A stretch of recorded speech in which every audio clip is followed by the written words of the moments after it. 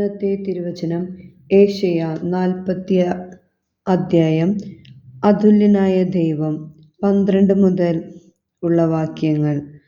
കർത്താവ് പറയുന്നു, കൈക്കുമ്പിളിൽ ആഴികളെ അളക്കുകയും ആകാശ വിശാലതയെ ചാണിൽ ഒതുക്കുകയും ഭൂമിയിലെ പൊടിയെ അളവുപാത്രത്തിൽ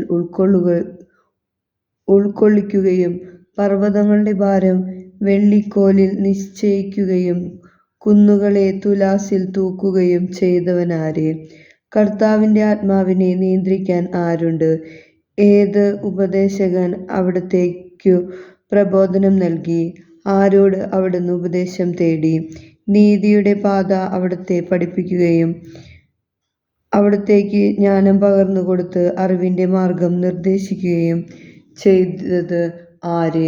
ജനതകൾ അവിടുത്തേക്ക് തൊട്ടിയിൽ ഒരു തുള്ളി വെള്ളം പോലെയും വെള്ളിക്കോലിൽ പൊടി പോലെയും ആണ്. ദ്വീപുകളെ അവിടുന്ന് നേർത്ത പൊടി പോലെ കരുതുന്നു.